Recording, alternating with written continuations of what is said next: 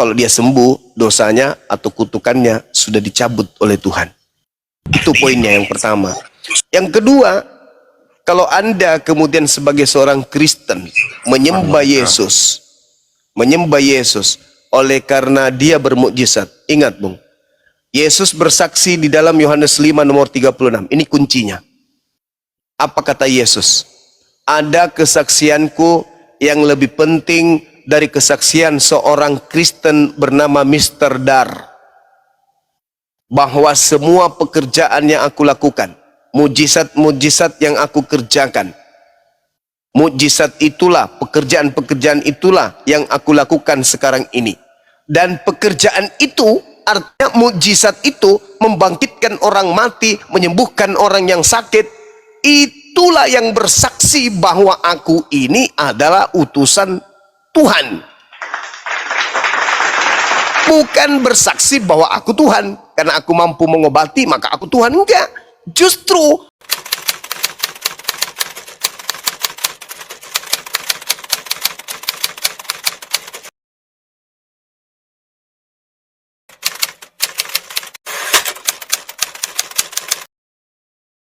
bahaya itu. Bahaya. Buktinya yang makan anjing dan babi siapa? Ya. Oh, sorry Bang ya, saya bukannya menghujat, enggak. Saya ini adalah penggiat, saya penikmat.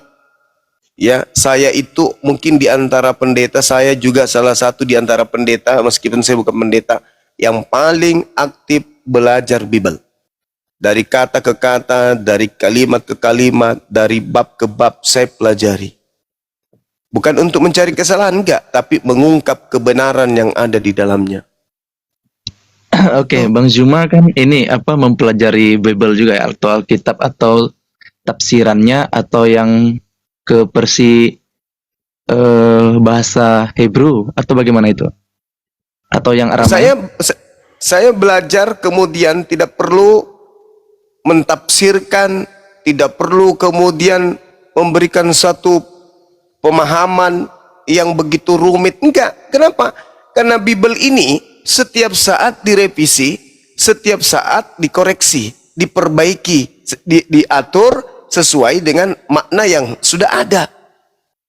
Jadi tidak perlu lagi ditafsirkan, karena ini sudah tafsir. Kenapa dia dikatakan ini sudah tafsir? Karena setiap saat direvisi. Bang Zuma, ya. Betul sekali Abang katakan bahwa Alkitab yang kami pegang ini, contohnya terjemahan daripada LAI atau yang lain-lain yang ada di Indonesia ini, termasuklah King James apa itu sebagainya, itu memang itu adalah ini terjemahan Bang, kitab terjemahan. Jadi dia memang kalau dia terjemahan maka itu bukan dikatakan kitab yang sebenarnya.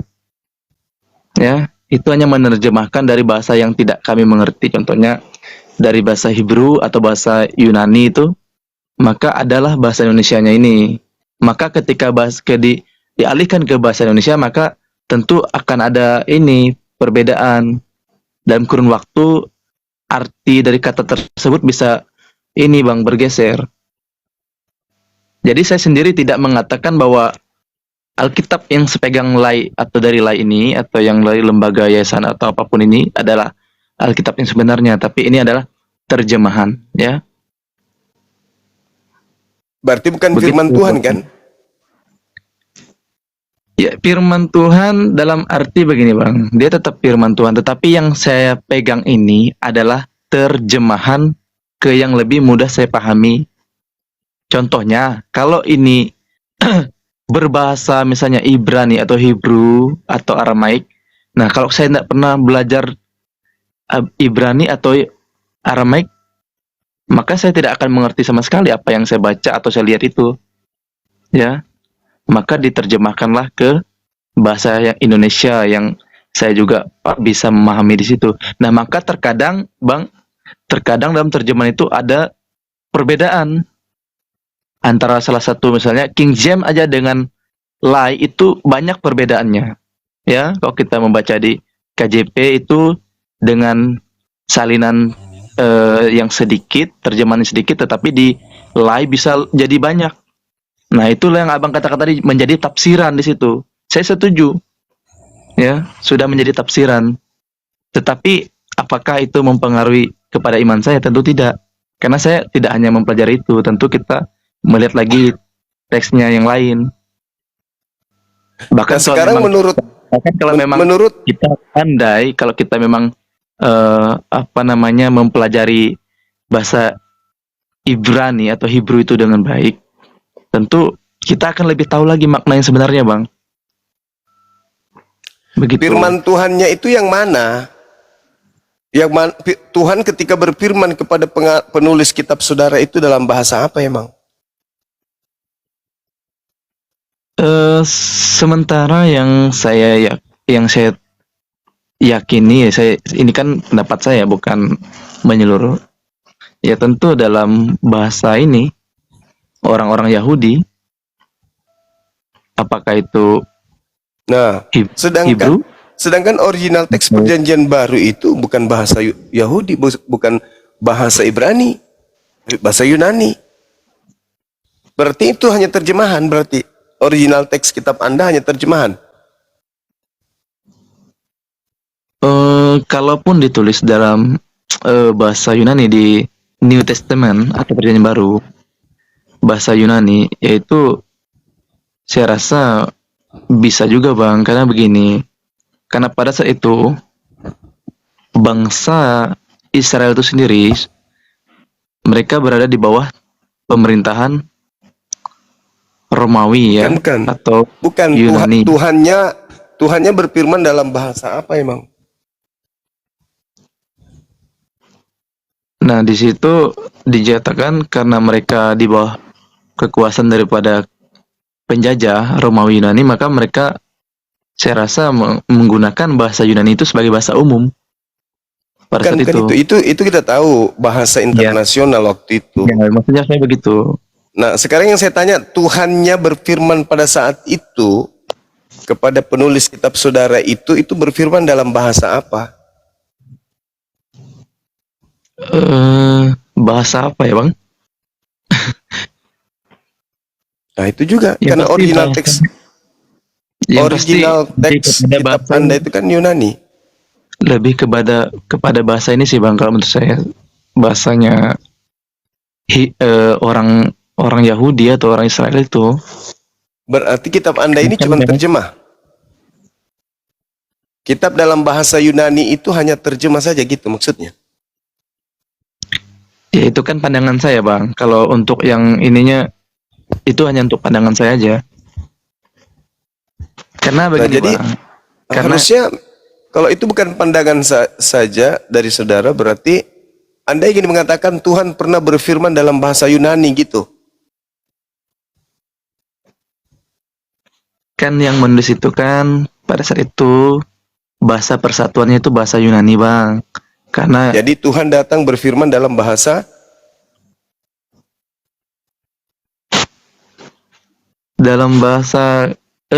itu tadi Israel lah tentunya.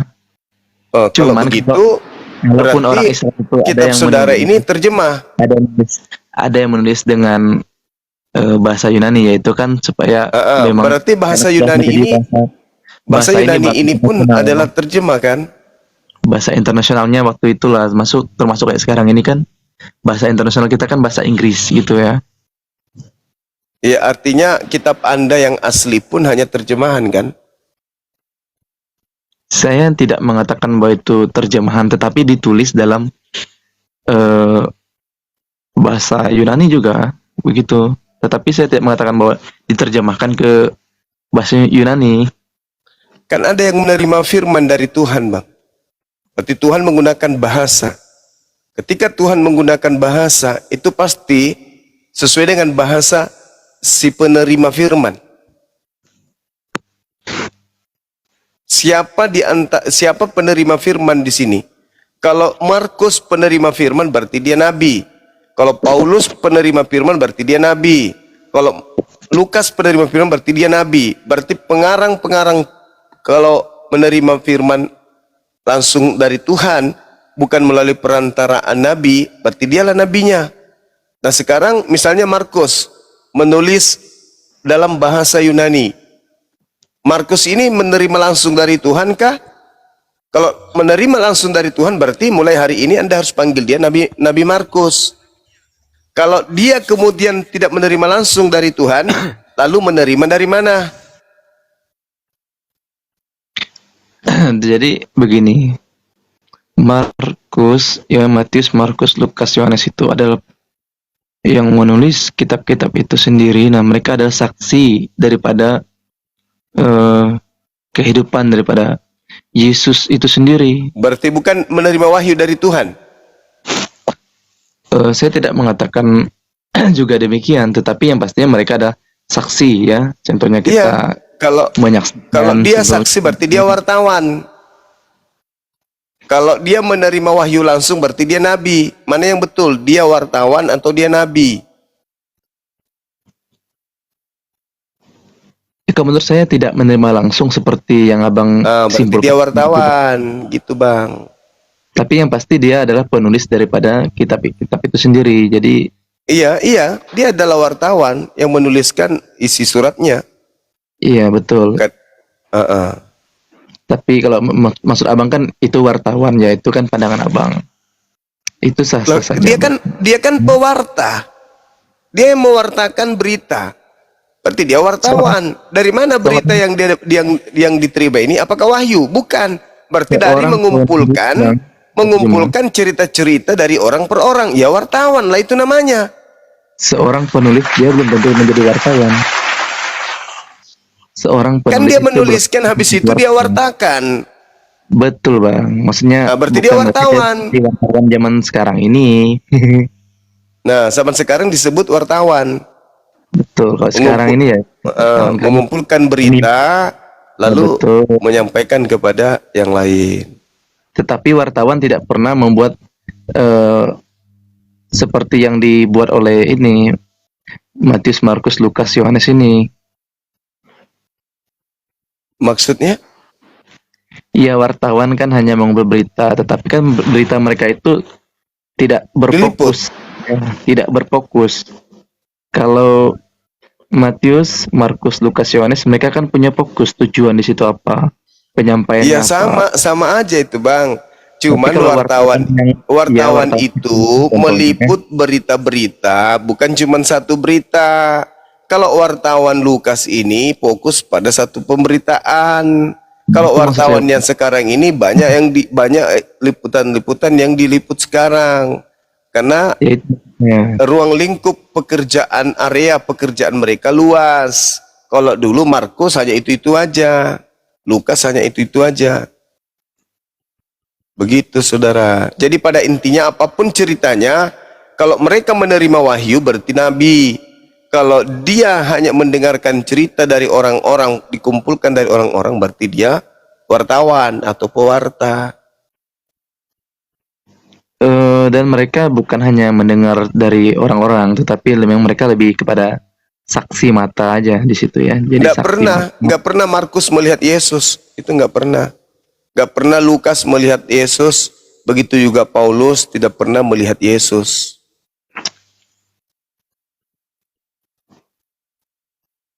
Terus Matius pernah enggak? Matius juga nggak pernah. Loh. Tidak pernah kemudian Yesus Matius berkata langsung kepada dia. Matius itu pemungut cukai. Coba Anda baca Matius 9 nomor 9. Di situ Matius bukti 9. bahwa penulis Matius itu bukan murid Yesus. Matius 9 Nomor 9.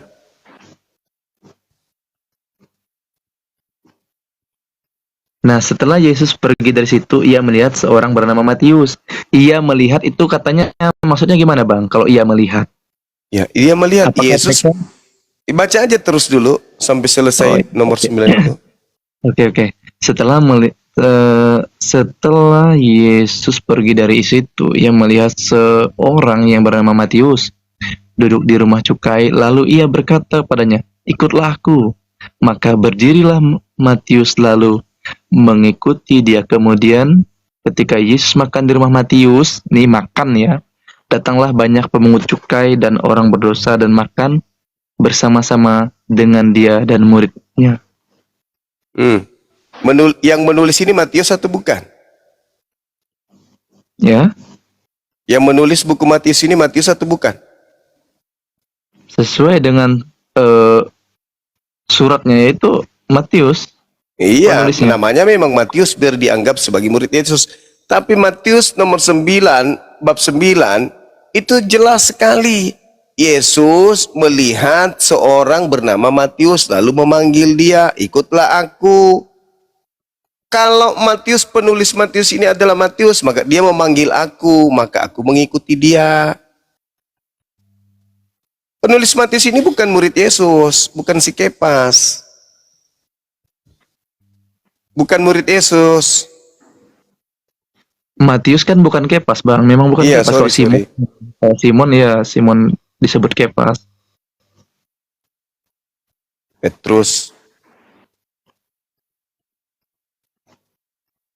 Oke, jadi jelas itu.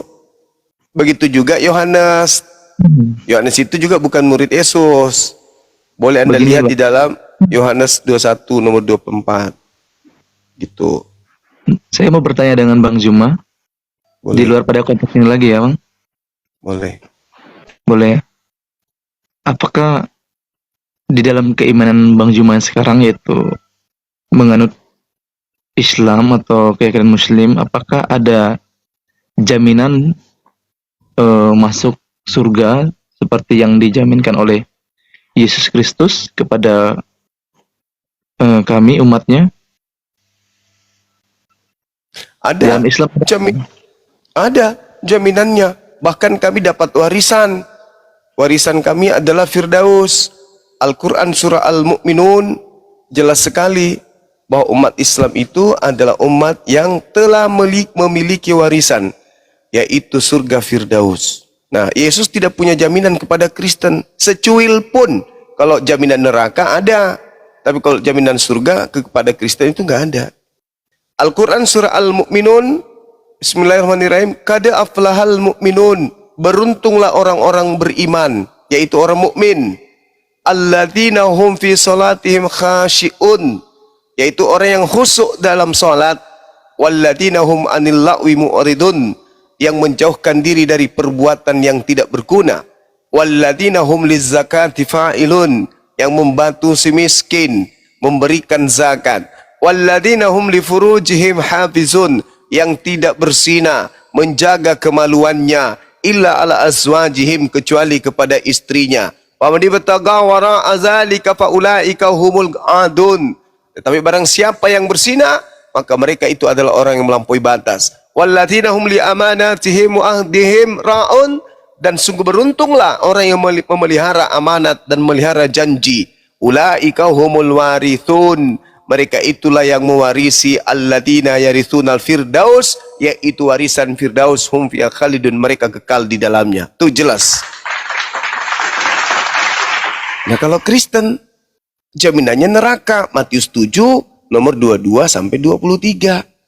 Matius 23 nomor 15. Itu kalian dijamin neraka. Bahkan Kristen oleh Yesus diwakili oleh Petrus disebut iblis. Siapa yang berpikir Yesus akan disalibkan, maka mereka disebut iblis oleh Yesus. Itu jelas itu. Di dalam Matius 16 nomor 21, 22, 23. Jadi Kristen ini orang yang dijamin neraka oleh Yesus, bukan dijamin surga. Yang menjanjikan Anda surga Kristus yang keluar dari kubur, itu beda. Yesusnya, coba. Jadi saya urek 1 menit. Yesus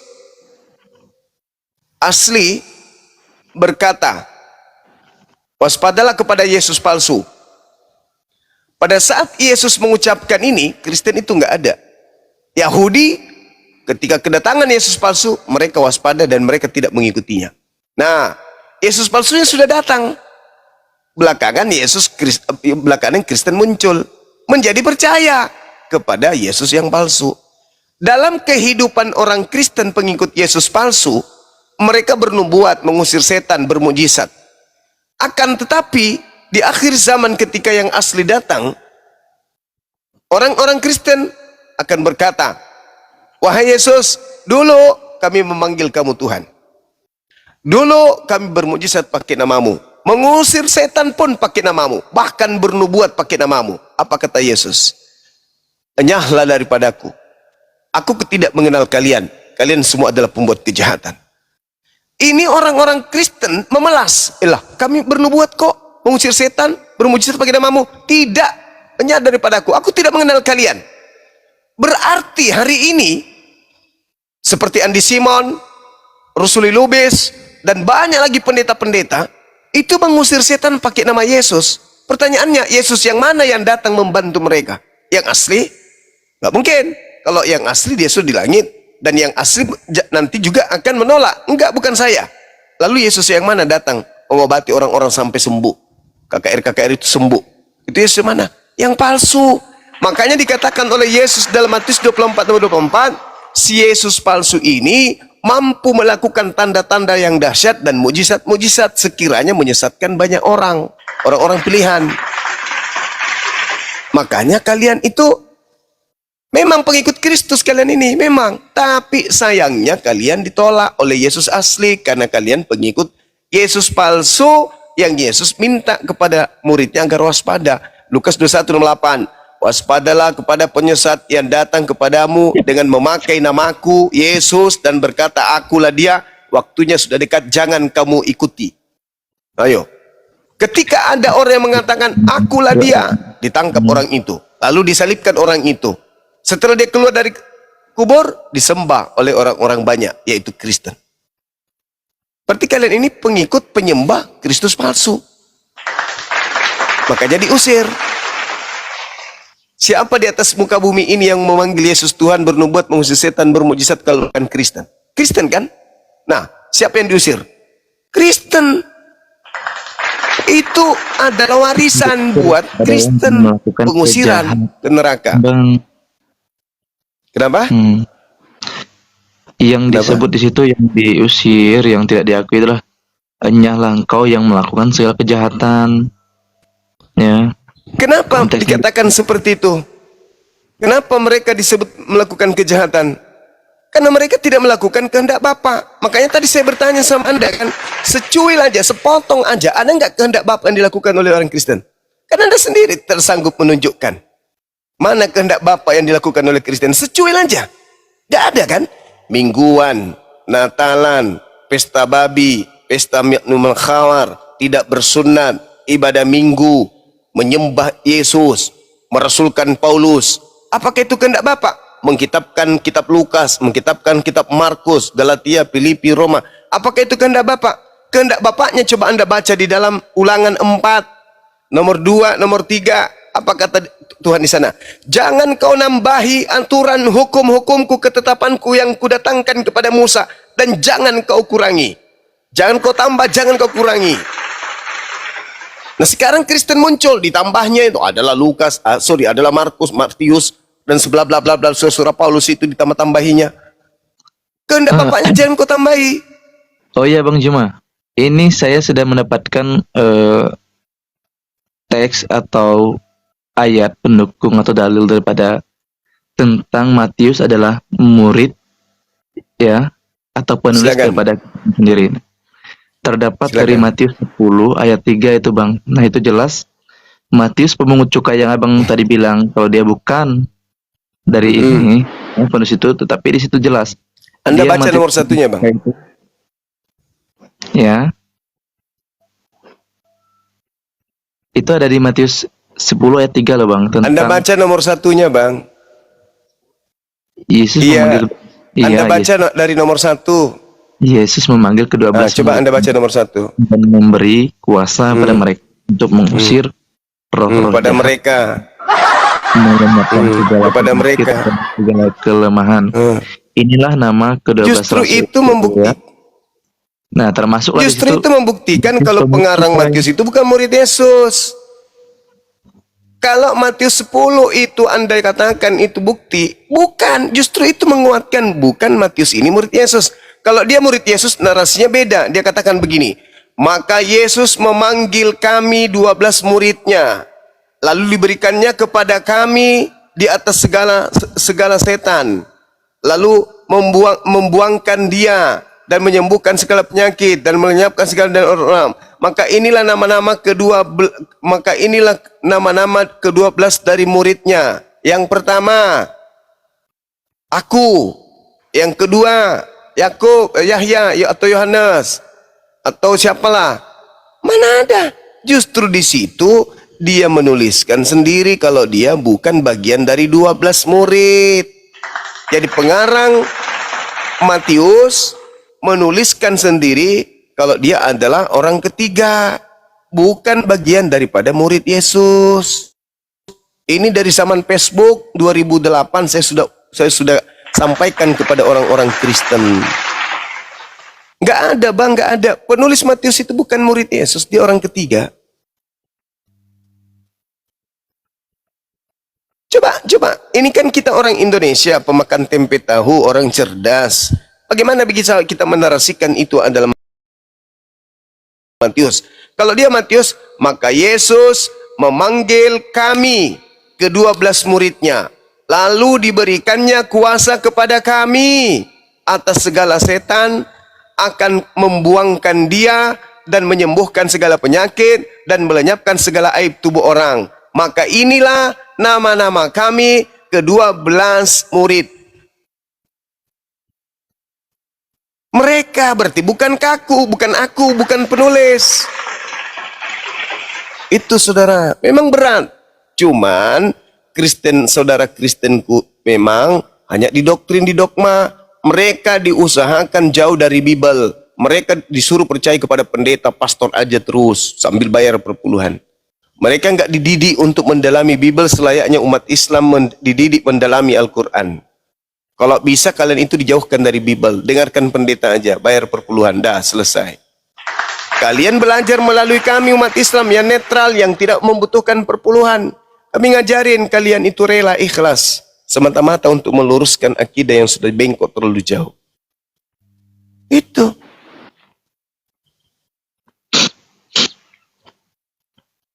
Jaringan saya agak lalap. Normal, Gurunda, normal. Bagus jaringannya. Terima kasih ya Bang Juma ya sudah memberikan pemaparannya, yaitu pemaparan yang Bang Juma setelah pahami. Mungkin setelah Bang Juma membaca Bible atau Alkitab, dan dengan demikian pemahaman Bang Juma dengan beberapa ayat-ayat yang telah diberikan tadi, tetapi itu adalah pemahaman Abang, jadi saya juga tidak bisa harus mengatakan harus seperti ini, harus seperti saya. Tetapi yang pastinya saya sendiri sudah mengimani dengan teguh bahwa Yesus Kristus itu adalah Sang Juru Selamat, Dia adalah Tuhan, dan Dia ada keselamatan, ada kehidupan yang kekal. Dia menjaminkan kehidupan itu dengan menyatakan dirinya langsung bahwa Dia menyiapkan rumah tempat tinggal ya bagi. Itu ucapan Yesus kepada Bani Israel. Ya, itu kan pemahaman Abang. Jadi ya. Lah sekarang itu. Sekarang begini, saudara, jangan gengsi terhadap kebenaran. Kenapa? Kematian semakin dekat. Neraka itu kekal. Kalau hanya modal nekat, modal doktrin dogma, kucing pun bisa, bahkan monyet bisa. Tapi buat apa akal ini disimpan oleh Tuhan kita di batok? Kalau kita tidak pakai, hanya modal ego. Coba, bagaimana mungkin Yesus yang datang di tengah-tengah Bani Israel siang malam sujud, menghambakan diri kepada Tuhan, kok tiba-tiba di mimbar gereja berubah jadi Tuhan? Yang mana ini yang Tuhan? Karena hanya ada dua, Tuhan yang sesungguhnya dan iblis yang pura-pura jadi Tuhan untuk menyesatkan manusia. Yesusnya di antara yang palsu dengan Kristen, Yesus pernah menitipkan pesan kepada Bani Israel agar waspada kepada Yesus yang palsu yang datang menyesatkan banyak orang. Hari ini termasuk Anda adalah orang yang menuhankan sosok yang mengaku Yesus. Sekarang kembalikan kepada pola awal. Adakah Yesus anak Maria minta disembah, minta diibadahi, minta disanjung setinggi dengan Bapa yang mengutusnya? Adakah? Lembutkan hatimu. Tidak ada. Yesus itu minta disembah, nggak ada. Bahkan kalau Anda baca Yohanes 4 nomor 22, aku dan muridku mengenal apa yang kami sembah. Mau kurang apa lagi coba? Bahkan Yesus mengatakan di dalam Yohanes 17:8, segala firman yang engkau berikan kepadaku telah aku sampaikan kepada mereka. Mereka telah menerima segala firman itu dan mereka percaya bahwa engkaulah yang telah mengutus aku.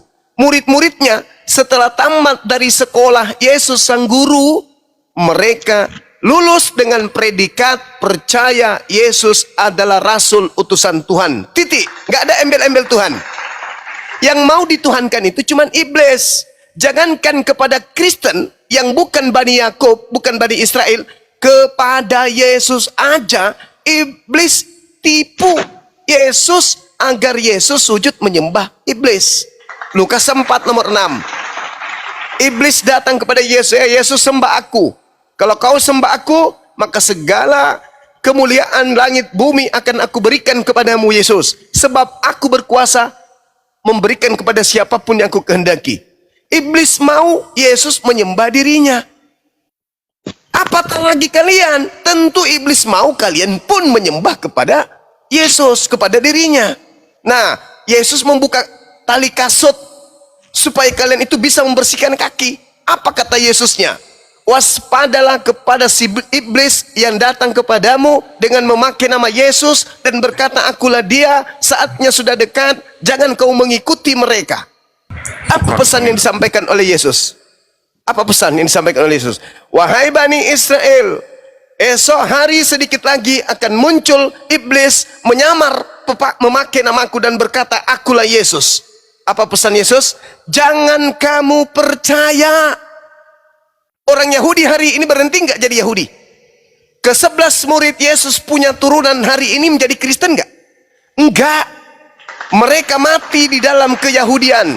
Mereka mati di dalam percaya Yesus hanyalah utusan Tuhan. Kristen dari mana? Dari Barat. Siapa yang mengajarkan Kristen? Orang Roma. Roma yang mendapatkan surat 13 surat dari Paulus. Lalu berdirilah sebuah agama bernama Katolik, di mana Katolik adalah sebuah kepercayaan yang wajib hukumnya siapapun tunduk di dalam kebijakan gereja Katolik. Siapapun di bawah Imperium Romawi wajib tunduk kepada kebijakan-kebijakan gereja. Kalau tidak, dibunuh, dipenggal, diasingkan, dipenjara, dibuat membusuk sampai kepada kerajaan Belanda. Belanda masuk ke Indonesia, merampas apapun yang ada yang ditemukan, sambil kemudian memboncengi misionaris untuk supaya wilayah-wilayah jajahannya menjadi seakidah dengan Belanda. Lahirlah kalian. Kalian boleh berlata-lata, oh kami yakin, kami sudah dijamin. Oke, yang menjaminmu sopo? Lawang Yesus hanya untuk Bani Israel. Yesus mengatakan sendiri, aku berdoa bukan untuk dunia, aku berdoa untuk Bani Israel. Di mana Yesus pernah berkata-kata kepada orang Roma, hei orang Roma, aku rasulmu, aku akan pergi ke langit untuk menyediakan tempat. Nggak ada itu ucapan Yesus untuk muridnya Bani Israel. Cobalah saudaraku, sederhana kok waras itu. Gunakan akal sehat. Yesus berpesan, ada Yesus palsu. Sekarang kalau Yesus palsunya bukan yang di Kristen, sekarang kalau orang banyak yang disesatkan bukan Kristen, lalu mana? Nggak ada. Berarti Kristen, berarti Yesus pembohong. Kan ada tuh ketika Yesus berkata dalam Lukas 21 nomor 8, hei waspada kepada penyesat yang datang kepadamu dengan memakai namaku dan berkata akulah dia. Kan memang ada kan? Yesus datang setelah itu, datang kepada murid Yesus. Mana itu? Mana itu? Ketika ada yang ditangkap, akulah Yesus, akulah dia. Apa yang terjadi? Ditangkap. Tutup buku? No. Bahkan itu adalah lembaran baru. Ketika penyaliban terjadi, maka itu adalah lembaran baru. Makanya Yesus mengatakan dalam Yohanes 12, Penghakiman atas dunia telah dimulai, sebab penguasa dunia telah datang dan dilemparkan keluar. Lembaran baru, penyaliban itu adalah lembaran baru, seibarat lembaran baru ketika iblis datang kepada Adam. Iblis datang kepada Adam, mencobai Adam, Adam gugur, itu adalah lembaran baru anak keturunan Adam. Nah, Tuhan mengutus nabi, rasul, nabi, rasul, nabi, rasul untuk membersihkan ajaran iblis ketika dia membuka lembaran baru untuk Adam dan keturunannya. Nabi Isa ingin menutup lembaran itu dengan mengajak Bani Israel kembali kepada hukum Tuhan. Tetapi ternyata setelah naik Nabi Isa, lembaran baru dibuka oleh iblis. Apa itu? Iblisnya yang mengambil alih tumpuh kepemimpinan dan mengaku sebagai Yesus. Apa yang terjadi? Orang-orang barat yang tidak pernah diutus nabi kepada mereka percaya kepada pemberitaan orang Farisi. Menjadilah mereka Kristen, mengikutlah kepada sembahan kepada Kristus Yesus, di mana iblisnya, penyesatnya memang datang atas nama Yesus. Yesus berpesan kepada muridnya Bani Israel, waspada agar kamu jangan disesatkan, sebab akan banyak penyesat datang memakai namaku dan berkata akulah dia. Setelah Yesus terangkat ke langit, muncul penyesat. Siapa nama penyesat itu? Akulah Yesus yang kau aniaya. Itu penyesatnya muncul. Lalu siapa penyembah makhluk yang mengaku Yesus itu? Namanya Kristen. Beruntunglah kalian saudara-saudaraku Kristen yang berhadapan dengan kami para apologet Islam ini, yang meluruskan, bukan menghina, bukan menghujat, bukan membengkokkan, meluruskan. Ini loh yang diterangkan dalam Bibelmu. Bukan kami ingin, saudara, mari kita ini, enggak. Apa yang kalian dapat setelah menyembah Yesus? Surga. Mana dalilnya? Mana dalilnya? Enggak ada dalilnya. Cuman mimpi doang. Hanya ego, hanya karena nafsu, hanya karena gengsi, hanya karena jengkel kepada Islam, hanya karena tidak suka kepada Nabi Muhammad, hanya karena tidak suka kepada Quran, hanya karena tidak suka kepada mayoritas, mati dalam kebodohan. Padahal tidak ada yang bisa kemudian menghalangi ente. Akal terbuka, Bible bisa dibaca, Al-Quran bisa dibaca terjemahannya. Keselamatan adalah apabila mendudukkan Yesus hanya utusan Tuhan kepada Bani Israel. Yohanes 17 nomor 3, hidup kekal itu adalah mereka mengenal engkau satu-satunya Tuhan dan mengenal aku sebagai utusanmu. Selesai. Berarti di antara Islam dan Kristen, kalau pula itu yang dipakai, kehidupan kekal itu yang dipakai datanya, maka Islam ini masuk surga, Kristen masuk neraka. Kenapa? Coba Yohanes 17 nomor 3, hidup kekal itu adalah mereka mengenal engkau satu-satunya Tuhan. Umat Islam mengenal bahwa Tuhan yang datang menyatakan diri kepada Abraham, Ishak dan Yakub dan keturunannya sampai kepada Yesus adalah Tuhan satu-satunya Tuhan, tidak ada Tuhan yang lain. Dan ketika Yesus mengatakan mengenal Yesus Kristus yang engkau utus, umat Islam mendudukkan Yesus sebagai utusan Tuhan yang maha suci. Nah, apa yang terjadi? Kami dapatkan hidup kekal. Nah, Kristen berani nggak mengatakan itu?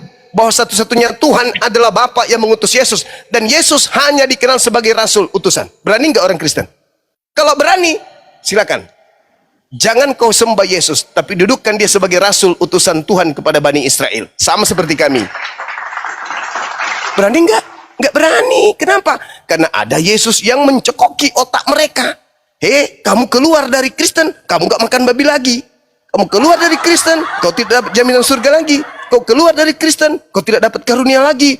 Keluar dari Kristen, kau keluar dari kasih karunia. Kata siapa? Kata Kristus. Yang mana? Yang membisikkan kalian, orang Kristen.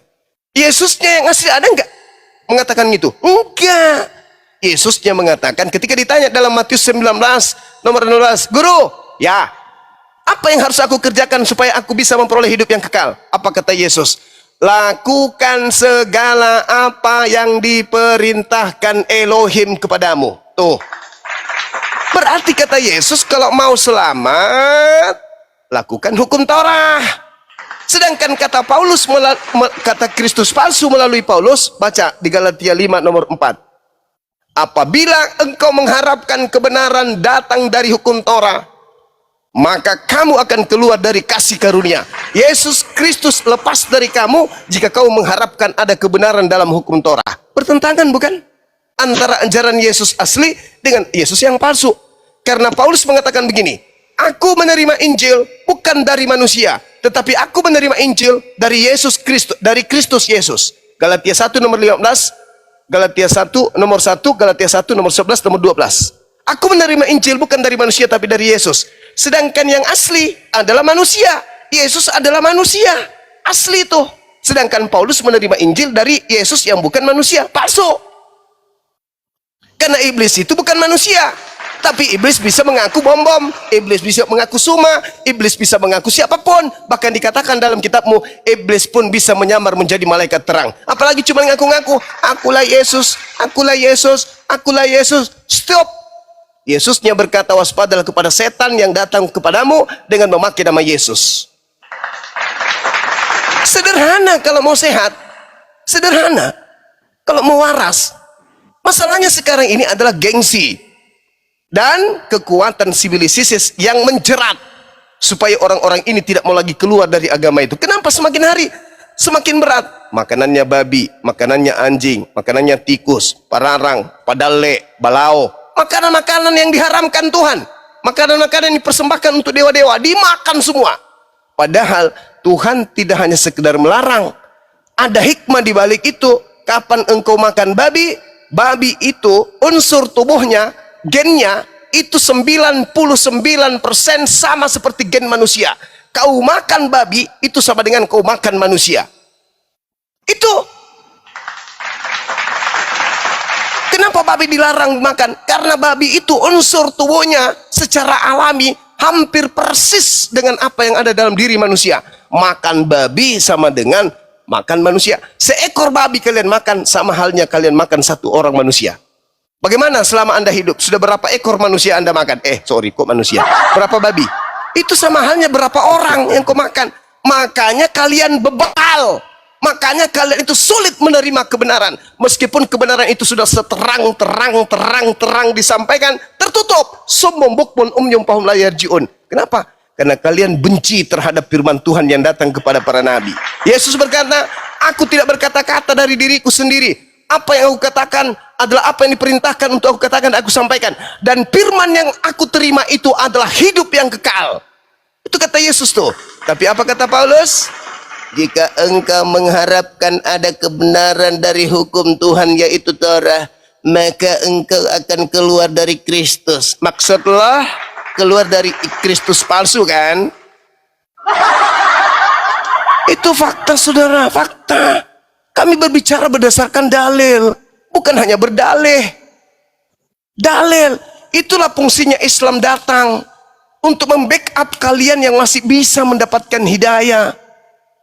Agama yang datang sebelum Islam itu adalah agama Islam, tapi dalam pola porsi yang sesuai dengan standar kaum masa di mana manusia diutus pada mereka kitab atau nabi. Contoh, kata Yesus, masih banyak yang ingin aku ajarkan kepadamu, tapi kamu belum sanggup untuk menanggungnya untuk saat ini. Tapi ketika ia datang, yaitu roh kebenaran, dialah yang akan mengajarkan kepadamu segala sesuatu tentang keadilan, kebenaran, hukum-hukum, dan pengisapan dunia akan dosa. Siapa yang mengajarkan ajaran yang lebih sulit setelah Yesus? Paulus atau Nabi Muhammad? Sedangkan ajaran yang datang setelah Yesus, kata Yesus, adalah ajaran yang tidak disanggup dilakukan oleh manusia pada zaman itu. Kira-kira Islam dengan seperangkat seluruh ajaran Islam ketika diajarkan zaman abad pertama bisa nggak? Nggak bisa. Ajaran Kristen hari ini bisa nggak dipakai pada abad pertama? Bisa. Apa yang tidak bisa? Oh, cuman karaokean doang, nyanyi-nyanyi doang, makan babi. Siapa tidak bisa? Tapi kok ajaran Islam diajarkan abad pertama bisa nggak? Sholat wajib, harus ada air, harus wudhu, haji, tidak ada pesawat, tidak ada kapal laut nyebrang ke sana. Bisa nggak? Nggak bisa. Maka Yesus mengatakan, seakan-akan Yesus mengatakan, masih banyak ajaran Islam yang ingin aku ajarkan kepadamu, tapi kamu belum sanggup menangkungnya. Tapi ketika datang Nabi Muhammad yang membawa semua roh menjadi benar, dialah yang akan mengajarkan kalian kepada hukum-hukum, keadilan, dan pengisapan dunia akan dosa. Tapi kalau Paulus yang datang kepada aku adalah roh kebenaran loh. Apa ajarannya Paulus? Makan babi yuk, jangan bersunat yuk, Itu mah tidak susah itu. Itu ajaran yang paling gampang. Makanan-makanan seperti itu malah makan yang paling enak itu, karena dia adalah manusia. Makan anak babi sama dengan makan anak bayi manusia. Babi tua kau makan sama kau makan manusia renta. Begitu saudara. Ya Bang silakan. Juma. Kan dari tadi Bang Juma memberikan Ini bahaya kalau pemaparan. tidak saya dihentikan, ini bisa sampai 2 minggu saya ngomong terus. Lanjut.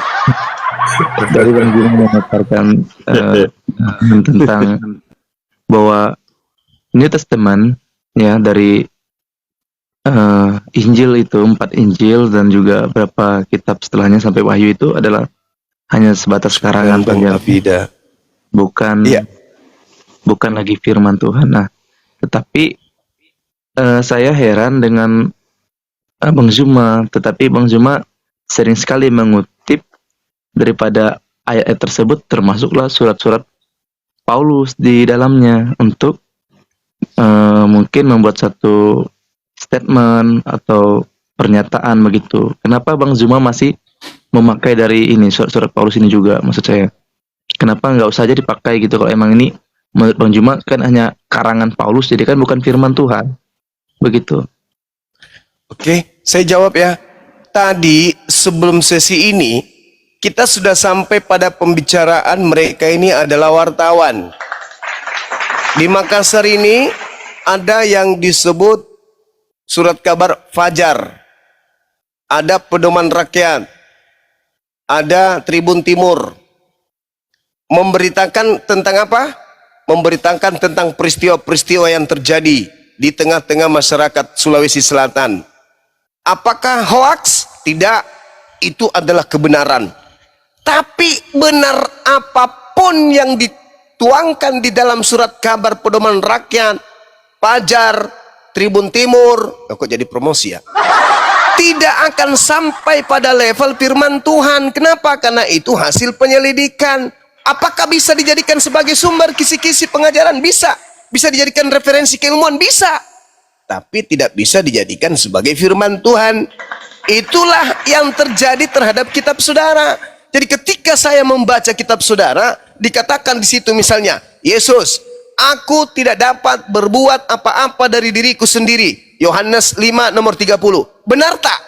Benar. Kenapa dia tidak bisa berbuat apa-apa? Karena dia manusia biasa. Masuk akal tak? Masuk akal. Berarti dia Tuhan enggak? Bukan.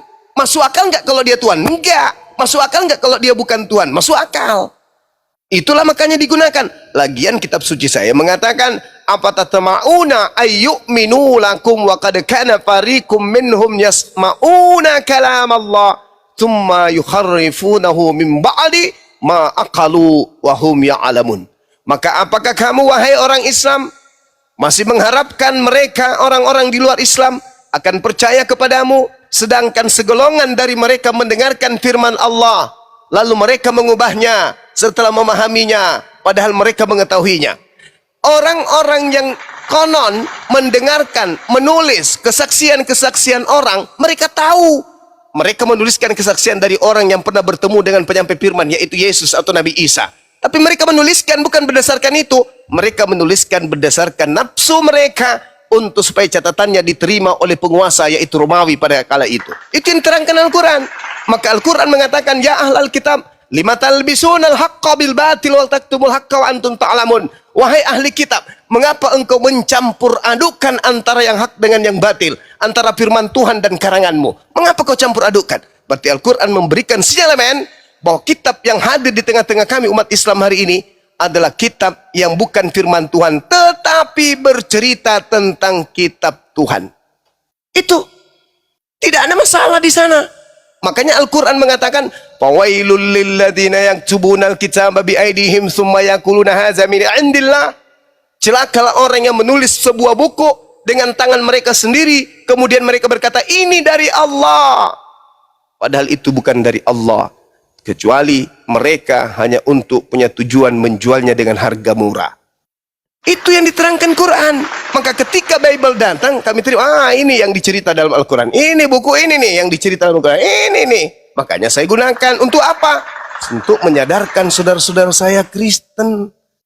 Saya membaca, saya mengkaji, saya meluruskan, bukan membengkokkan. ketika di dalam Lukas 1 nomor 33, apa katanya? Inilah dia Yesus, seorang manusia yang ditentukan oleh Tuhan untuk menjadi raja bagi Bani Yakub untuk selama-lamanya. Nah, berarti Yesus itu adalah raja bagi Bani Yakub untuk selama-lamanya. Saudaraku Kristen yang ada di Indonesia ini Bani Yakub enggak? Kan bukan. Berarti kalian ini rajamu siapa? Kristus Yesus. Oh, yang mana tuh? Yang keluar dari kubur. Oh, maaf. Itu Yesus lain. Itu Yesus lain tuh. Yang memang juga hebat. Karena dia, jangankan Yesus, jangankan kalian, Adam saja mampu dilemparkannya dari Gan Eden. Apalagi kalian. Makanya Yesus mengatakan, waspadalah, waspadalah, waspadalah. Penyesat itu datang. Pakai nama siapa, Bang? Dia kalau datang pakai namaku. Berarti orang memanggilnya Yesus. Yes. Berarti dia mengaku Yesus. Ya. Mengaku Mesias. Ya. Berarti penyesatnya muncul dengan memakai nama Yesus. Akulah Yesus. Akulah Mesias. Begitu. Lah iya. Dia akan menyesatkan banyak orang. Oke. Sekarang mari kita lihat. Makanya Al-Quran mengatakan apa? Wa isqala Isa bin Maryam ya Bani Israel. Wa isqala Allah ya Isa bin Maryam a anta qulta linnas. Nabi Isa yang pernah kuutus kepada kaum Israel. Ya Rabb, ya Tuhan, ada apa? Apakah engkau yang mengajarkan manusia-manusia tanpa kepala ini menuhankan engkau selain daripada aku? Apa kata Nabi Isa? Tidak. Saya tidak pernah mengajarkan itu. Ma qultu lahum illa ma amartani bi. Saya tidak pernah mengajarkan itu. Yang aku ajarkan kepada mereka hanya satu. Ani abudullah rabbi wa rabbakum. Sembahlah Allah Tuhanku dan Tuhanmu. Yohanes 4 nomor 22 kan? Yohanes 10 kan? Maria, jangan kau sentuh aku, tapi pergilah kepada saudara-saudaraku. Katakan kepada mereka, aku akan pergi kepada Tuhanku dan Tuhanmu. Tuh, jelas tuh Al-Quran. Jelas juga Bible, pengakuan Yesus akan pergi kepada Tuhannya dan Tuhan kalian. Terus kenapa kalian Tuhankan? Itu yang aku ajarkan. Qala subhanaka ma yakunu li an aqula ma laysa li bihaqqa. Maha suci engkau ya Allah. Tidaklah aku punya hak yang mengatakan sesuatu yang bukan hakku. Itu juga diterangkan oleh Yesus malahan. Yohanes 12 nomor 49. Aku tidak berkata-kata dari diriku sendiri loh. Apa yang aku katakan adalah apa yang diperintahkan untuk aku sampaikan dan aku katakan loh. Jadi aku tidak seenak perut berkata seperti Paulus, dari Rasul Paulus yang diutus oleh Tuhan kita Yesus Kristus untuk jemaatku yang ada di Filipi. Mana ada kayak gitu? Yesusnya mengatakan, aku tidak berkata-kata dari diriku sendiri. Berarti Yesus itu penyampai firman yang sangat menjaga kadar dari firman, keadaan firman, kodrat firman, derajat firman yang diterimanya untuk tidak ternoda. Bahwa apa yang diperintahkan aku sampaikan, itu yang aku sampaikan. Makanya dalam Yohanes 14:24, apa yang kau dengar dari mulutku itu bukan dari aku lah bro, tetapi apa yang kau dengarkan dari mulutku itu adalah apa yang diperintahkan, yang difirmankan oleh Bapa untuk aku katakan dan aku sampaikan. Yesus adalah penjaga firman. Yesus penjaga kitabullah. Yesus penjaga kalimatullah. Dia tidak berkata-kata seenak perut seperti Paulus. Dalam pemikiranku, dalam pemahamanku, dalam keadaanku, aku juga harus dipuji. Sebab aku berkata-kata bukan dari firman Tuhan, melainkan berkata sebagai orang bodoh yang bisa bermegah.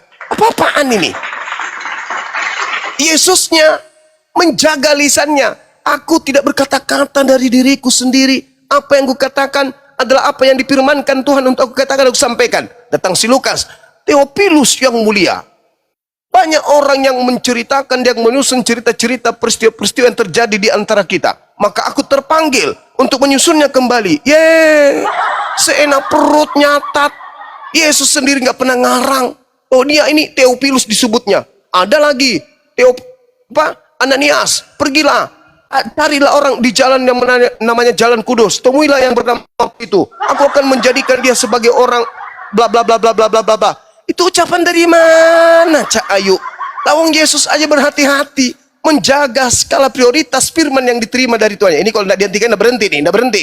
Maju terus sampai besok. Sangat cepat. Udah capek juga aku ngomong. Wako. Nah, gitu dong. Nah, terus gimana? Lanjut. Tetapi intinya saya mengimani Yesus sebagai Tuhan karena memang saya Nah, membaca bahaya juga ini. Bible ini, dan juga Iya, saya iya Bang, silakan Bang. melihat dalam Matius pasal 9 ayat 2 itu, di situ Yesus menyatakan kuasanya sebagai manusia yang sanggup, yang mampu mengampuni dosa orang atau manusia ya. Maka pada saat itu setelah dia melakukan perbuatan itu, maka dia mau dibunuh sama orang-orang Yahudi setelah itu. Karena ada di Matius pasal 9 ayat yang kedua. Jadi sebelum orang lumpuh itu disembuhkan, tetapi ada perkataan Yesus bahwa dosamu diampunkan atau diampuni. Ya, itu perkataan Yesus sendiri. Ya. Jadi kalau masalah mengimani atau keagamaan ini, ya saya rasa Bang Zuma pun pasti hanya memaparkan pemahamannya, tetapi tidak untuk memaksakan keyakinan kepada yang lain, betul? Iya, betul. Ya. Jadi Lawang Al-Quran aja saya tidak saya juga paksakan kok, apalagi kitab Anda sendiri. menghargai teman-teman di sini yang di sini mayoritas Muslim ya, di semua di Komal ini termasuk penonton-penontonnya, dan itu memang yang namanya mengimani itu ya itu Bang, kita wajib mengimani apa yang kita yakini dan menyampaikan apa yang kita yakini terus dalam iman kita, tetapi tidak memaksakan kehendak kita kepada yang lain. Yaitu sah-sah saja. Ya. Itu saja kesimpulannya malam hari ini. Jadi terima kasih Bang Juma dan kawan-kawan yang sudah mengundang saya untuk Bang Arif sebagai host di sini. Terima kasih sudah mengundang saya ke sini. Terima kasih untuk pemahamannya pada malam hari ini. Ya. Iya Bang, iya sorry saudara ya. Saya kembalikan kepada saudara. Tadi saya berbicara seperti itu karena saya anggap saudara adalah orang baik yang bisa diajak diskusi, dan alhamdulillah betul Anda adalah orang baik. Cuman saya berpesan gini. Ini bukan berkaitan dengan Al-Quran, enggak. Tapi karena tolong dihargai, saya ini juga belajar puluhan tahun tentang Bible. Akal yang ada pada orang yang belajar Bible dengan akal saya yang juga belajar Bible bukan karena saya Islam menjadi salah atau bukan karena kalian Kristen menjadi benar, enggak. Tetapi saya mendudukkan perkara pada kadarnya. Kalau Yesus berkata dalam Matius 9 bahwasanya percayalah hai anakku, dosamu sudah diampuni. Ingat, Tuhan dulu ketika ada orang yang melakukan dosa, maka Tuhan mengutuk langsung orang tersebut. Makanya kalau Anda baca dalam Ulangan 21, di situ ada ungkapan terkutuklah, terkutuklah, terkutuklah, terkutuklah. Tapi ketika orang itu bertobat, menyesali perbuatannya, maka orang itu sembuh. Artinya kalau dia sembuh, dosanya atau kutukannya sudah dicabut oleh Tuhan. Itu poinnya yang pertama. Yang kedua, kalau Anda kemudian sebagai seorang Kristen menyembah Yesus oleh karena dia bermukjizat. Ingat Bung, Yesus bersaksi di dalam Yohanes 5 nomor 36. Ini kuncinya. Apa kata Yesus? Ada kesaksianku yang lebih penting dari kesaksian seorang Kristen bernama Mr. Dar. Bahwa semua pekerjaan yang aku lakukan, mujizat-mujizat yang aku kerjakan, mujizat itulah, pekerjaan-pekerjaan itulah yang aku lakukan sekarang ini. Dan pekerjaan itu, artinya mujizat itu membangkitkan orang mati, menyembuhkan orang yang sakit. Itulah yang bersaksi bahwa aku ini adalah utusan Tuhan. Bukan bersaksi bahwa aku Tuhan, karena aku mampu mengobati maka aku Tuhan. Enggak. Justru aku mampu membangkitkan Lazarus, membuat kemudian orang lumpuh berjalan, orang buta melihat. Justru itu membuktikan bahwa aku adalah utusan Tuhan, bukan anak zina seperti tuduhan kalian wahai orang Yahudi. Bukan pemberontak. Tetapi aku ini bukan tukang sihir, bukan orang gila kata Yesus, tapi aku adalah utusan Elohim Tuhanmu. Makanya aku mampu melakukan mukjizat itu. Makanya dikatakan dalam Kisah Para Rasul 2 nomor 22, khotbah Petrus muridnya, Orang-orang Israel harus tahu, yang kumaksud di sini adalah Yesus dari Nazaret, guruku. Dia adalah manusia yang ditentukan oleh Elohim Bapa Tuhan kita untuk melakukan mujizat, tanda-tanda, kekuatan-kekuatan yang dilakukan oleh Elohim Tuhan melalui perantaraan Yesus guruku, seperti yang kalian tahu hari ini. Tuh, Petrus mengatakan itu. Yesus pun mengatakan, aku tidak dapat berbuat apa-apa. Lalu kenapa dia bisa bermujizat? Karena dia bersama dengan Bapa yang telah mengutus dia. Baca Yohanes 8 nomor 29. Bapa mengasihi aku, senantiasa menyertai aku, tidak membiarkan aku seorang diri, melainkan dia menyertai aku, sebab aku senantiasa melakukan apa yang berkenan terhadapnya. Tuh, Yohanes 8 nomor 15, 16, 17, 18. Engkau menghakimi manusia, aku tidak menghakimi manusia. Akan tetapi ketika aku menghakimi manusia, penghakimanku itu benar, sebab aku tidak seorang diri. Aku bersama dengan Bapa. Bukankah di dalam kitab Tauratmu dikatakan bahwa dua saksi itu adalah sah? Akulah yang bersaksi tentang diriku, dan Bapa juga bersaksi tentang diriku. Berarti aku dan Bapa adalah dua. Tapi kenapa dia sakti? Karena aku bersama dengan Tuhanku, aku bersama dengan Bapakku. Sekarang kalau kuasa itu diberikan kepada bom-bom, Tuhan memberikan kuasa kepada bom-bom untuk bisa meledakkan perutnya dalam hitungan ketiga. Meledak perutnya. Kenapa? Karena bom-bom diberi kuasa untuk itu. Siapapun yang diberi kuasa oleh Tuhan, maka dia akan mampu melakukan apapun itu. Karena dia adalah wakil Tuhan. Musa mampu, Abraham mampu. Semua yang menjadi wakil Tuhan diberikan kemampuan. Di mana dalil itu terbunyi? Yohanes 3 nomor 34. Yesus sendiri yang mengatakan itu. Siapapun yang padanya ada roh Tuhan, diserahkan untuk menyampaikan firman, maka padanya ada roh Tuhan. Kalau sudah roh Tuhan yang berbicara, maka apapun bisa terjadi. Jadi Yesus ini bukan Tuhan. Yesus hanya penyampai Tuhan. Lagi. Kenapa saudara Kristen selalu mengatakan Yesus Tuhan, Yesus Tuhan, Yesus Tuhan? Padahal Tuhan sementara Yesus sendiri mengajarkan, aku tidak dapat berbuat apa-apa dari diriku sendiri. Aku tidak dapat berkata apa-apa. Yang aku kerjakan ini adalah pekerjaan, makananku adalah melakukan pekerjaan yang diperintahkan oleh Bapa untuk aku kerjakan. Yohanes 4 nomor 34. Semua mukjizat yang aku lakukan adalah bersaksi tentang aku, bahwa aku adalah utusan Bapa. Itu ucapan-ucapan Yesus. Tapi kenapa Kristen-Kristen ini selalu saja memaksakan Yesus itu Tuhan? Karena yang merasuki Kristen adalah Yesus palsu yang selalu menjadi pembisiknya. Tuhan kan aku Tuhan, aku adalah Tuhan, aku adalah Tuhan. Kenapa bisa kayak gitu? Kan Yesus sudah berpesan, jangan kau percaya, jangan kau ikuti dia, si Yesus palsu itu. Jangan. Nah, tapi Kristen tidak mau peduli. Pokoknya Yesus, hari Minggu, Yesus Tuhan kita, Yesus adalah Yesus aja terus sampai mati. Ketemu Yesus di hari penghakiman, enyahlah daripadaku, kalian semua adalah pembuat kejahatan. Nah, mau apa lagi kalau sudah kayak gitu? Nyesal, mau kembali ke bumi, perbaiki hidup? Enggak. Mumpung masih di sini, Bung, pelajari Bible baik-baik. Pelajari Bible baik-baik.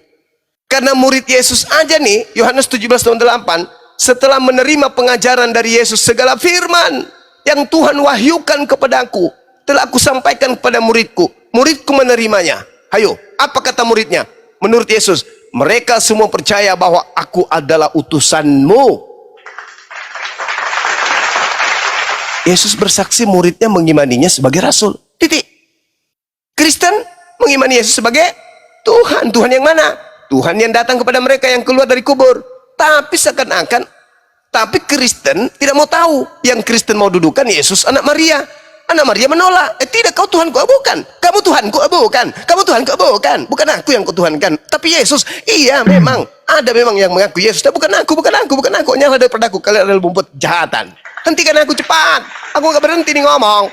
Aku. Nah, gitu dong. Lanjut. Oh iya, Sahabat Bang kita Edi. tadi sudah mau rehat. Tadi Silakan. Bang Edi sempat mengatakan bahwa Saya izin diskusi yang assalamualaikum baik, ya. dulu buat guru-guru di atas nih. Waalaikumsalam. Bang Iya, Bun. Bunda. Waalaikumsalam Sorry, Bun. warahmatullahi wabarakatuh, Bunda. Syukron. Sugi, udah lama nggak ketemu Bang Indra. Lanjut. Ya, silakan. Lanjut.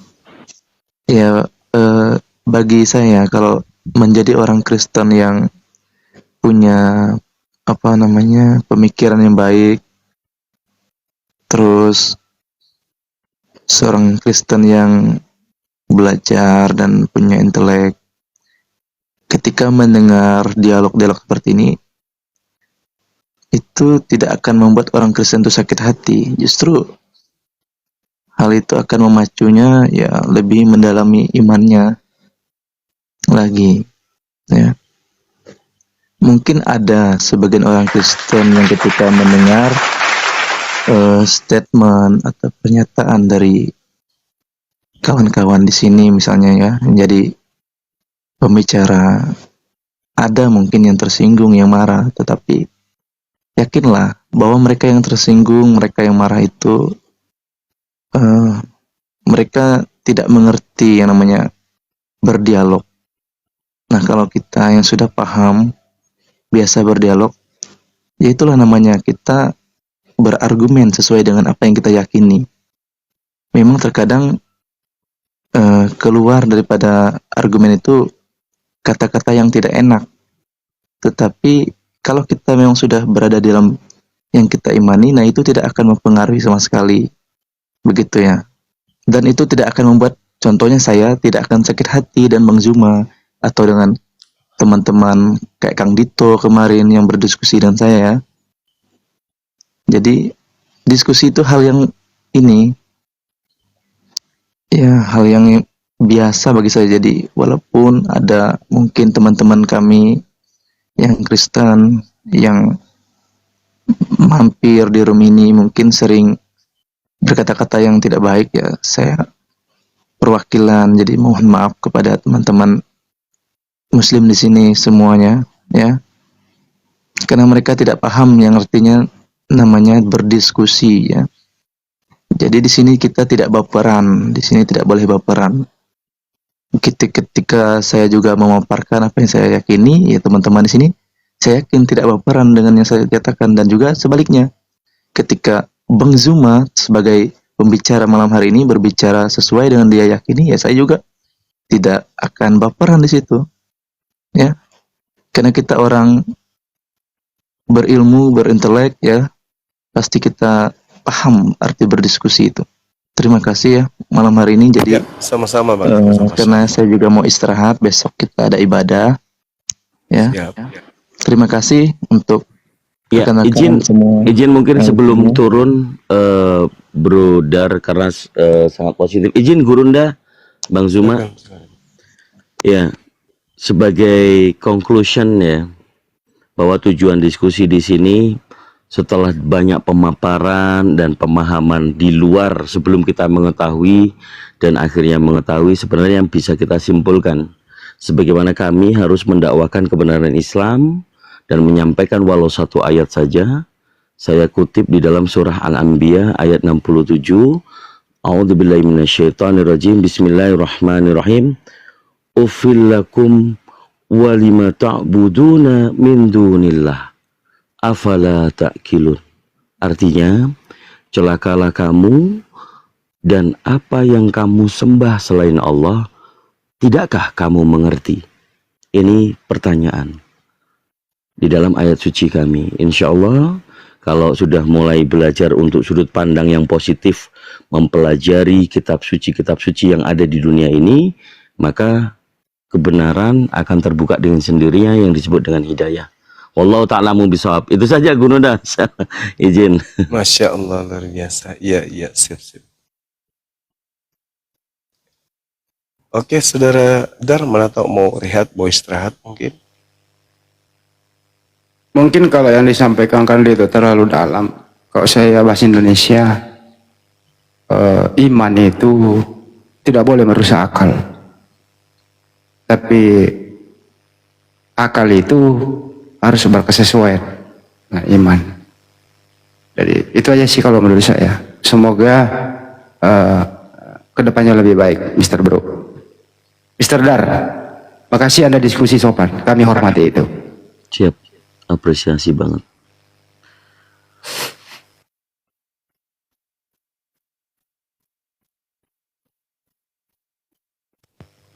Buset, dia gua ngomong langsung pergi. Oke. Capek itu. Capek dengerin. Silakan teman-teman Kristen yang lainnya yang sudah antri, silakan Ustaz Arif mungkin bisa dinaikkan. Kayak gue si pahit lidahnya. Tapi ada tadi momen-momen tertentu itu dia membuat agak jeda berpikir mengenai original yang terutama di New Testament itu ya, perjanjian baru itu yang Yunani itu. Terjeda di situ. Apakah memang turun dari langit yang berbahasa Yunani ini? Nah, ini mulai sedikit goyang di situ Bang Juma. Goyang di situ, berpikir lama. Iya Bang Andi. Dan ini kalau diulang-ulang bisa goyang nih. Terutama jemaat-jemaat yang nggak mau belajar gitu, goyang itu. Iya Bang Andi. Yang kedua mengenai terjemahan juga. Itu lebih goyang lagi tuh, kayak diterpa angin ribut. Bahwa kenapa direvisi begitu. Dan dia sudah mau mengakui bahwa terjemahan itu bukan firman Tuhan. Tapi dia di ujungnya dia mengatakan juga firman Tuhan. Nah di sini antara goyang lah. Ini menggoyang ini. Gurunda kenapa Gurunda? Enggak, itu mah komat kami dia lagi sambil baring itu. Berarti si Pablo udah di alam lain. Udah paham lah kalau udah begitu. Ya, gitu ya. Kan ikut tuh. Kan ikut tuh.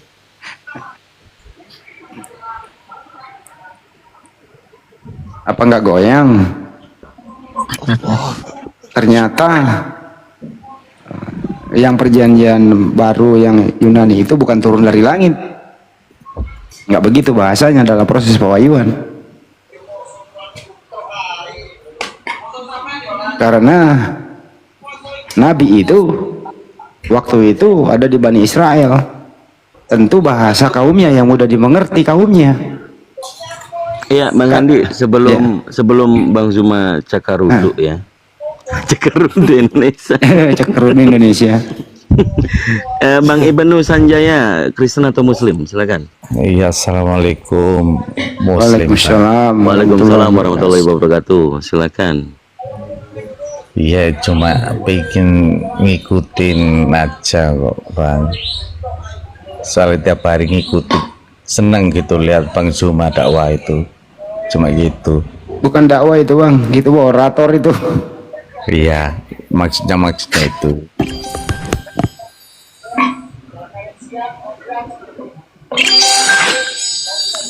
Ada WA dibahas dulu Bang, dibalas itu. Ntar nggak enak malam-malam ada yang WA itu. Respon dulu Bang.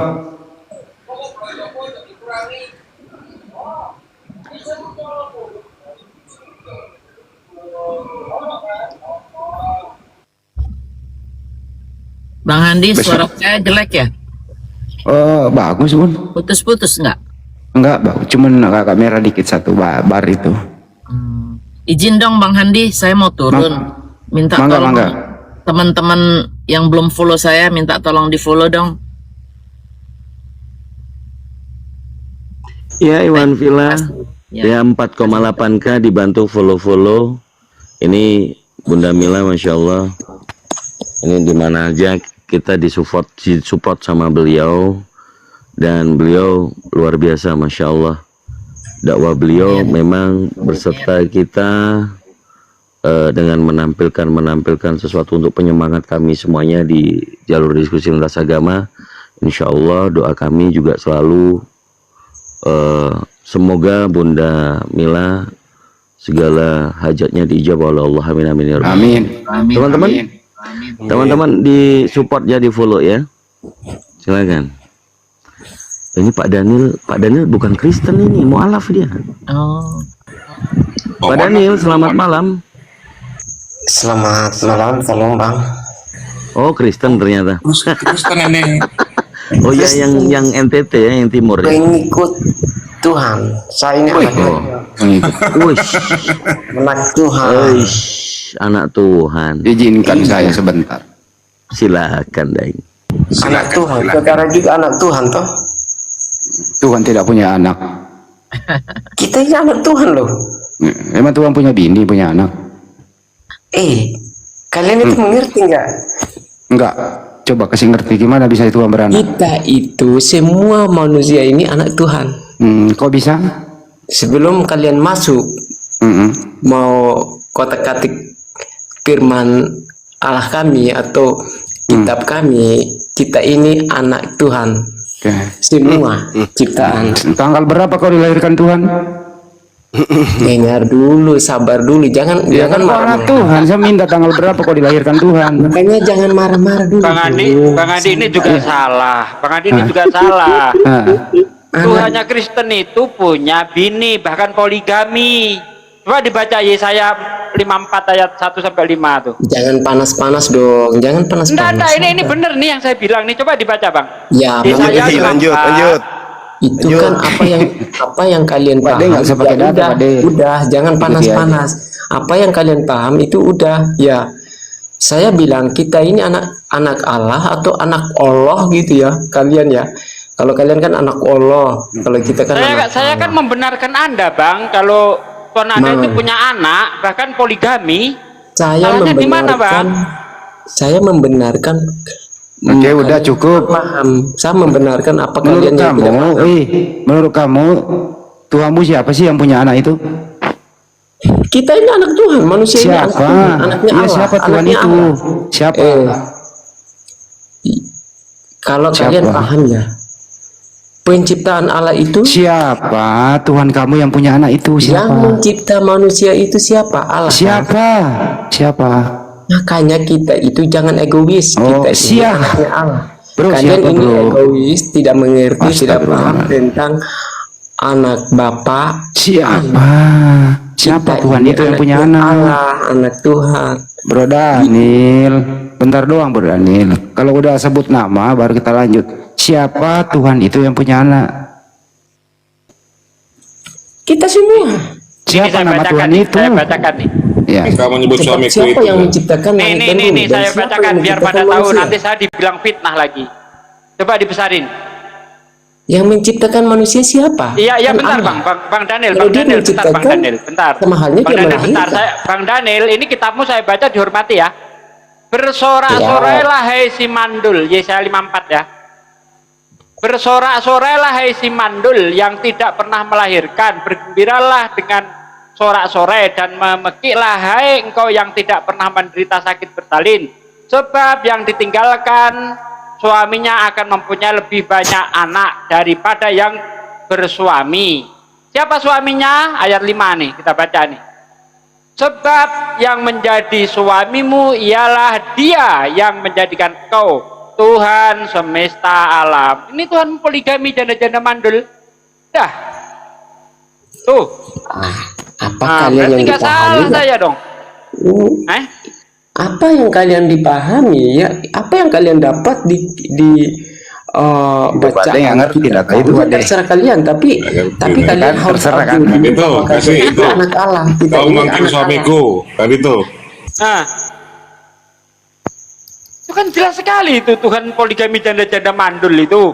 Allah. Aku udah bilang, Nah, Bapak kalau mengerti, Iya, iya. Kau manggil kita ini suamiku. anak Allah. Kita Kita ini permudah aja deh, jangan dipersulit. Ini. Permudah aja. Bro Daniel. kami pahami apa yang kalian baca. Kami lebih paham daripada kalian. Iya. Oke, Bro ini Daniel, coba. sebelum lanjut yang lain. ya saya udah pengen suruh tanya. apa? Suruh nerangin aja. Coba terangin itu apa maksudnya Tuhan poligami janda mandul itu, coba terangin. Pak. Dengar dulu. Katanya Terus kamu lebih ngerti. kalau aku Coba baca, diterangin. kalau aku baca Quran kalian itu, kok Allah Katanya yang kau lebih menikahkan- ngerti Bible. kok Allah yang menikahkan manusia. Waktu Aduh, nggak bisa diskusi ini Bang Andi. Kapan? Ya serahin ke gua, Pak Desa, ahlinya. Ya udah, saya serahin Bang Andi deh. Bikin Iya, aja udah. Tuhan netek udah. Ada. Makanya jangan panas-panas Bang. Kesalahan di kitab kalian itu banyak. Di Al-Quran kalian Biarin itu aja nggak banyak apa-apa. kesalahannya Buat banyak. mainan malam minggu ini nggak apa. Jangan gitu-gitu. Cuman baru satu kata terus dikeroyok terus belum kalian paham Ya, itu kita ini Itu baca anak itu, Allah. itu baca itu, itu baca. aku lebih paham dan lebih mengerti apa yang kalian tunjukkan Alkitab kami. Karena Ya kalau udah diterangin. kalau Kalau rumah lebih kami ngerti itu ya terangin rumah dong. kami, itu Alkitab kami, kalau ya Alkitab kami ya rumah kami ya sama juga. Ya kan. udah, kalau kau lebih ngerti kau terangin, gak usah banyak bacot kau. Sampai kapanpun kalian itu mau balik putra apa? Apa Komen namanya? doang. Itu Jadi di diputar-putar, Kristen itu yang penting dibalik-balik. pandai Kami bacot itu udah paling tidak pinter percaya. ya.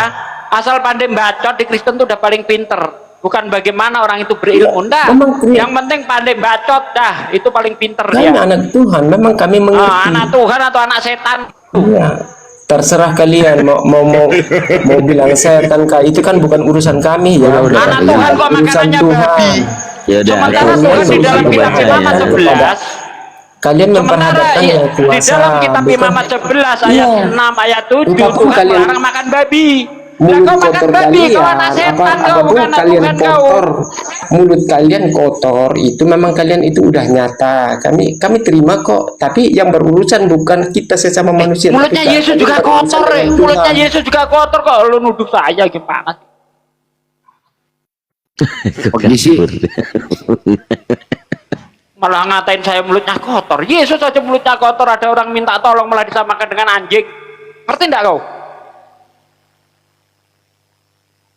Jengkel aku, banyak bacot diajak diskusi nggak bisa itu, ingin ku picek kepalanya itu. Jengkel aku. Tapi memang sih sebenarnya kalau mendengarkan istilah anak Tuhan itu gimana ya? Maksa pula Bang Andi, kita disuruh ngakui anak Tuhan, kan geblek gitu. Ya kan Tuhan Maksa tidak pula itu. beranak. Makanya saya bilang, ya Tuhanmu beranak nih, poligami janda-janda mandul. Nggak berani nanggapin, malah ngeromet kemana-mana. Jadi di Kristen itu yang penting pada bacot itu udah pinter itu.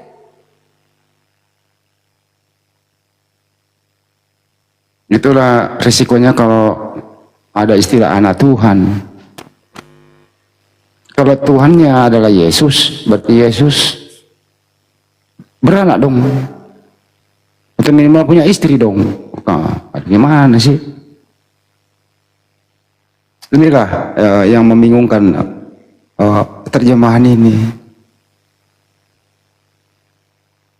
Ya bilang aja hamba Tuhan, lebih bagus kedengeran. Hamba Tuhan, masa anak Tuhan sih? Seakan-akan itu Tuhan itu makhluk beranak dan gitu. Dikasih data, ngeng. Tadi datanya Kang Dio, ngeng itu. Saya pengen tahu maknya siapa ya anak Tuhan ya?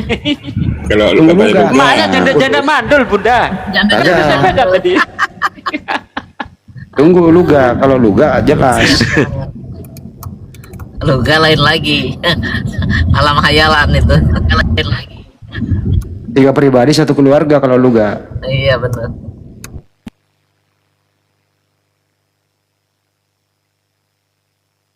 Waduh kagak aktif, aktif dia.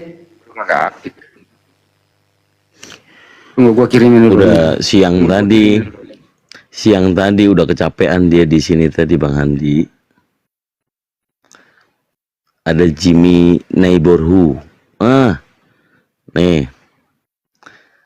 Selamat pagi Bang Jimmy.